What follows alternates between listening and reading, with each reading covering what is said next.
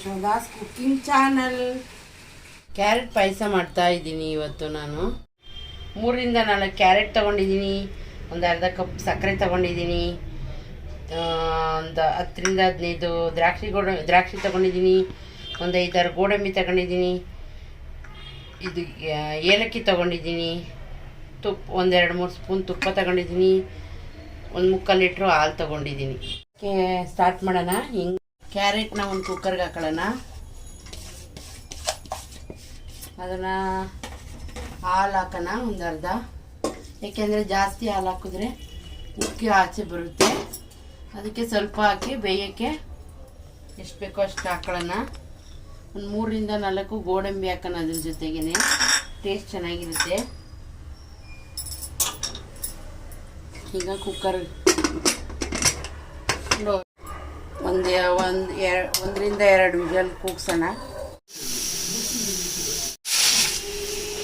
ಈಗ ಕುಕ್ಕರಲ್ಲಿಂದ ಗಾಳಿ ಬಿಟ್ಟಿದೆಯಾ ಅಂತ ನೋಡ್ತಾ ಇದ್ದೀನಿ. ಚೆನ್ನಾಗಿ ಬೆಂದಿದೆ. ಈಗ ನಾನು ಇವಾಗ ಈ ಹಾಲನ್ನೆಲ್ಲ ತೆಗಿತಾ ಇದ್ದೀನಿ. ಯಾಕೆಂದರೆ ಇದನ್ನು ಚೆನ್ನಾಗಿ ರುಬ್ಕೋಬೇಕು, ರುಬ್ಬಿಟ್ಟು ಹಾಕಬೇಕು. ಇಲ್ಲಾಂದರೆ ಚೆನ್ನಾಗಿರಲ್ಲ, ಕುಡಿಯೋ ಬಾಯಿಗೆ ಸಿಗ್ತಾ ಇರುತ್ತೆ. ಮಕ್ಕಳಾದರೆ ಕುಡಿಯೋದಿಲ್ಲ.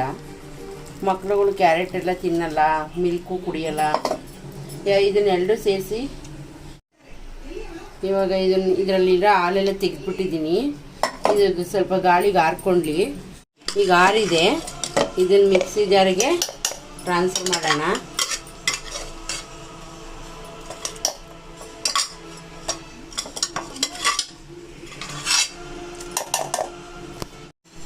ಈಗ ರುಬ್ಕೊಂಬರ್ತೀನಿ. ಇವಾಗ ಇಷ್ಟು ನೈಸಾಗಿ ರುಬ್ಕೋಬೇಕು. ಇದನ್ನು ಆವಾಗಲೇ ತೆಗೆದಿಟ್ಟಿದ್ವಲ್ಲ ಹಾಲು, ಇನ್ನೊಂದು ಸ್ವಲ್ಪ ಹಾಲಿತ್ತು, ಅದನ್ನು ಹಾಕಿ ಎಲ್ಲ ಅದರಲ್ಲಿ ಮಿಕ್ಸ್ ಮಾಡ್ತಾಯಿದ್ದೀನಿ ನಾನು. ಈಗ ಸ್ವಲ್ಪ ಮಿಕ್ಸಿ ಕ್ಲೀನಾಗಿ ತೊಳ್ಕೊಂಡು ಅದರಲ್ಲಿರೋ ಕ್ಯಾರೆಟ್ ಎಲ್ಲ ತಗೊಳ್ಳೋಕ್ಕೆ ಸ್ವಲ್ಪ ನೀರು ಹಾಕಿದ್ದೀನಿ.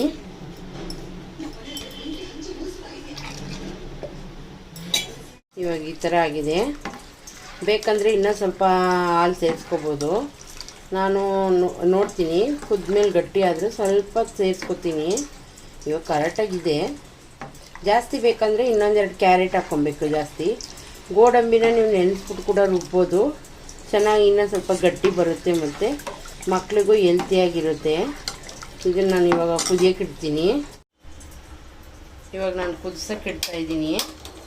ಈ ಟೈಮಲ್ಲಿ ನಾನು ಶುಗರ್ ಆ್ಯಡ್ ಮಾಡ್ತಾಯಿದ್ದೀನಿ.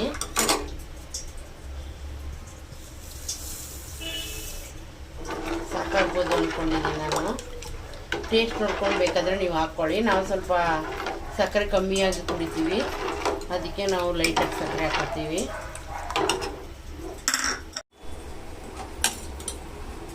ಈಗ ತಳ ಹೊತ್ತುತ್ತದೆ ಅಂದ್ಕೊಂಡು ನಾನು ಸ್ವಲ್ಪ ಕೈ ಆಡಿಸ್ತಾ ಇದ್ದೀನಿ.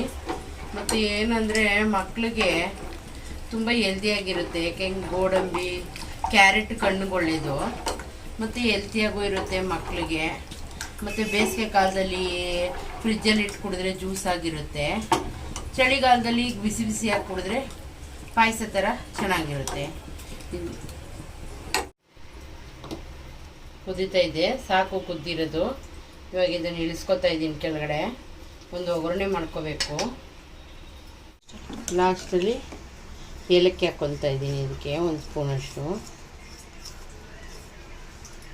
ಇದನ್ನು ಆರಿದ್ಮೇಲೆ ಫ್ರಿಜ್ಜಲ್ಲಿಟ್ಟು ಕುಡಿಬೋದು, ಇಲ್ಲ ಬಿಸಿ ಬಿಸಿಯಾಗಾದರೂ ಕುಡಿಬೋದು. ಚಳಿಲಿ ಬಿಸಿಯಾಗಿ ಕುಡಿಬೋದು, ಬೇಸಿಗೆಯಲ್ಲಿ ತಣ್ಣಗೆ ಕುಡಿಬೋದು.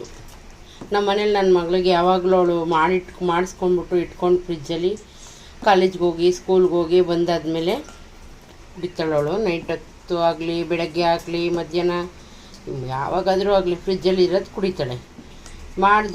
ನೈಟ್ ಕುಡಿಯೋದಾದರೆ ಬಿಸಿ ಮಾಡ್ಕೊಂಡು ಕುಡಿತಾಳೆ. ಇಲ್ಲ ಅಂದರೆ ಬೆಳಗ್ಗೆ ಕಾಲೇಜಿಂದ ಬಂದು ಬಿಸಿಲಲ್ಲಿ ಬಂದು ಕುಡಿತೀನಿ ಅಂದರೆ ಅದನ್ನು. ಇವಾಗೊಂದು ಚಿಕ್ಕದೊಂದು ಪಾತ್ರೆ ಇಟ್ಕೊಂಡಿದ್ದೀನಿ. ಅದಕ್ಕೊಂದು 2 ಸ್ಪೂನ್ ತುಪ್ಪ ಹಾಕ್ಕೊತಾ ಇದ್ದೀನಿ. ಅದು ಚೆನ್ನಾಗಿ ಕಾಯ್ದ ಮೇಲೆ ದ್ರಾಕ್ಷಿ ಮತ್ತು ಗೋಡಂಬಿ ಹಾಕ್ಕೊತಾ ಇದ್ದೀನಿ.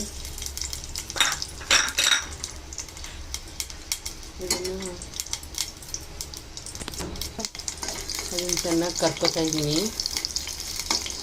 ತುಪ್ಪದಲ್ಲಿ.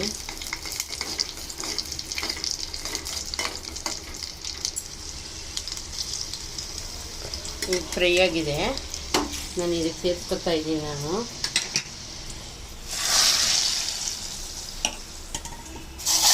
ತುಪ್ಪದಿದೆ ಇದರಲ್ಲಿ, ಅದಕ್ಕೆ ಈ ಥರ ಮಾಡ್ತಾಯಿದ್ದೀನಿ ನಾನು. ಬೇಡ ಅಂದರೆ ಹೆಲ್ತಿ ಕ್ಯಾರೆಟ್ ಪಾಯಸ ರೆಡಿ. ನೀವು ನಿಮ್ಮ ಮನೇಲಿ ಒಂದ್ಸತಿ ಟ್ರೈ ಮಾಡಿ. Thank for watching. ಲೈಕ್ ಮಾಡಿ, ಶೇರ್ ಮಾಡಿ, ಸಬ್ಸ್ಕ್ರೈಬ್ ಮಾಡಿ, ಪಕ್ಕದಲ್ಲಿರುವ ಬೆಲ್ ಐಕನ್ನ ಕ್ಲಿಕ್ ಮಾಡಿ.